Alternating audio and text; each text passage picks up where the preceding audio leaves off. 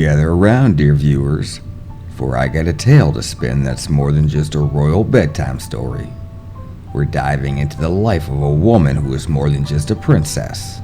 She was a legend, a beacon of compassion, in the heart of a nation. Strap in for the legendary saga of Diana, the people's princess. This isn't just history, it's a roller coaster of emotion, scandal, and dare I say, a bit of royal mischief. Our story begins in the green, lush landscapes of Sangreum, where on a balmy July day in 1961, Diana Frances Spencer came into the world.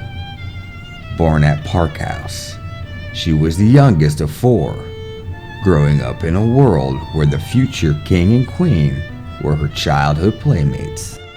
Imagine, if you will, a young Diana, not knowing the weight her name would carry, playing tag with royalty, her laughter echoing through the halls of history.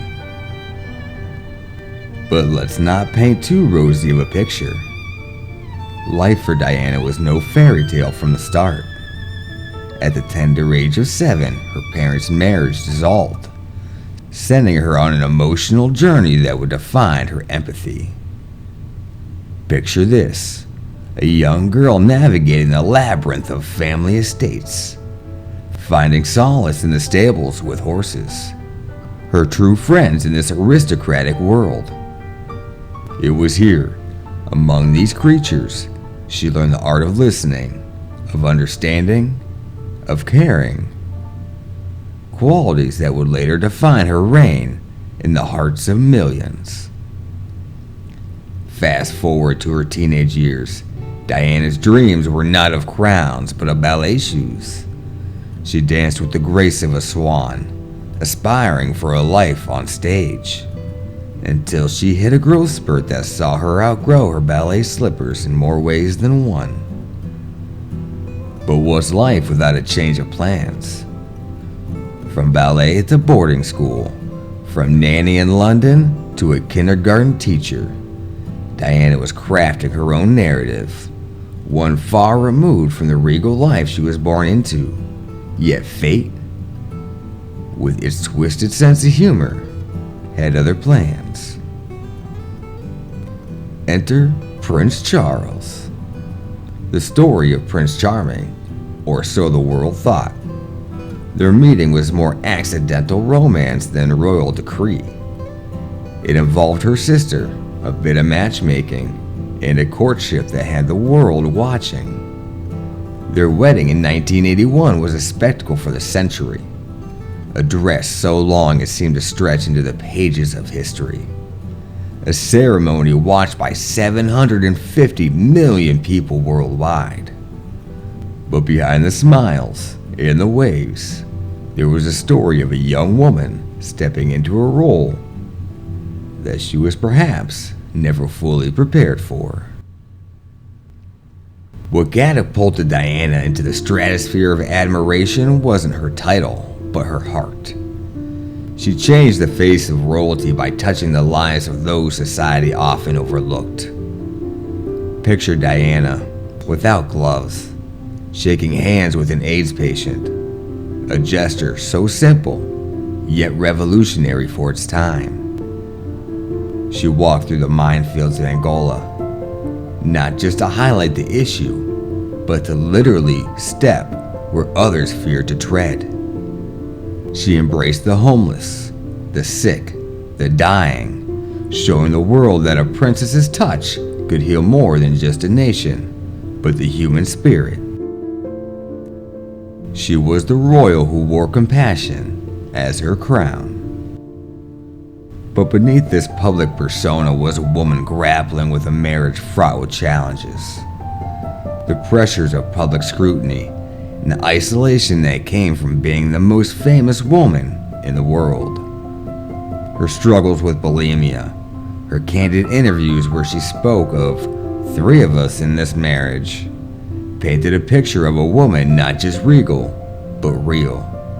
Diana's honesty about her own battles made her relatable, turning her from a distant figure on stamps to someone whose pain and joy people felt in their own lives.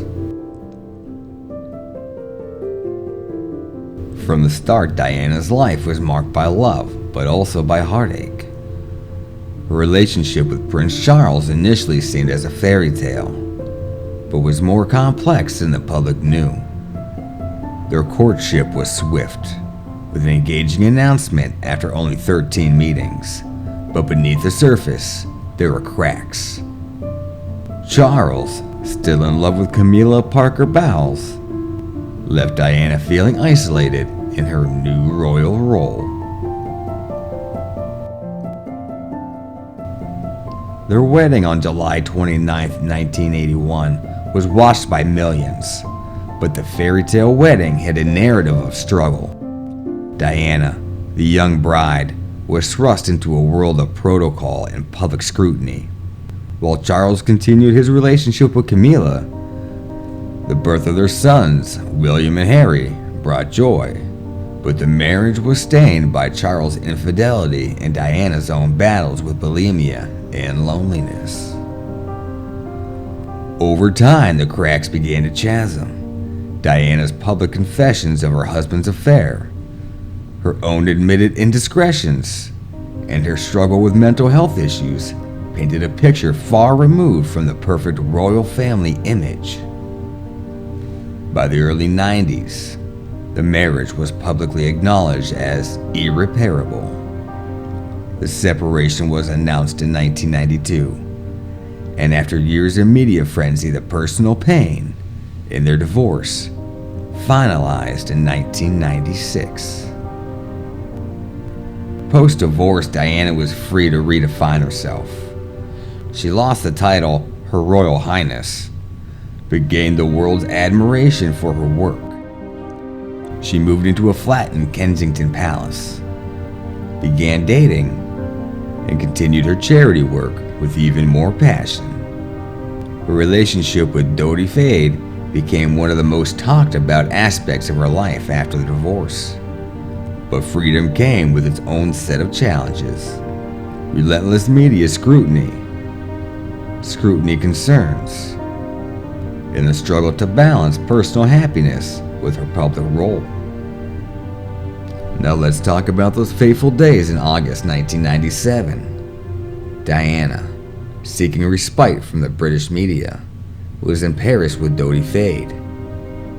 They stayed at the Ritz Hotel, where the paparazzi's presence was suffocating.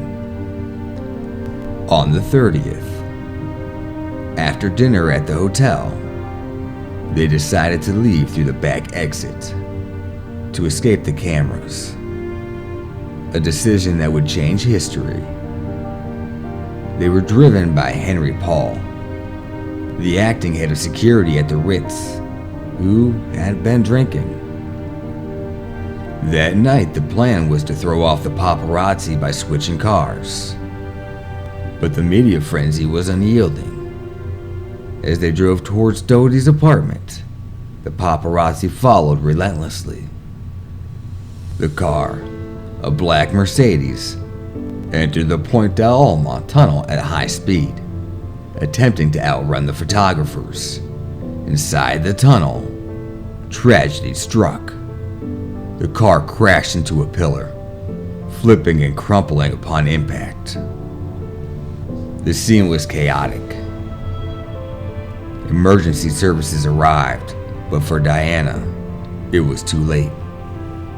She was critically injured, suffering from internal injuries. And despite efforts at the hospital, she passed away hours later. The world mourned, but questions began immediately. Was it just a tragic accident? Or was there more to the story? The paparazzi were blamed for the chase.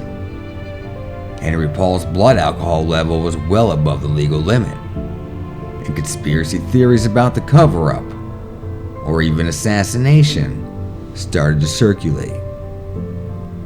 The official inquiry concluded it was just an accident, but the public suspicion never fully subsided. Theories range from MI6 involvement to royal family disapproval of Diana's new life, to staged events to prevent sensitive information from coming to light. The truth, like Diana's life, remains a subject of debate, speculation, and the endless fascination. Diana's legacy is not just in her tragic end, but in her life's work, her impact on the monarchy, and her influence on how we see public figures. She was more than a princess. She was a symbol of change, of empathy, and of the human heart capacity to touch lives across the globe. Her story teaches us about love's complexities, the price of fame, and the power of one individual to ignite change. Diana lived, loved, and left a legacy that continues to inspire, challenge, and captivate the world. So what's the moral of this tale? Perhaps that even in tragedy, there's a narrative of hope, of love, and of the indomitable human spirit.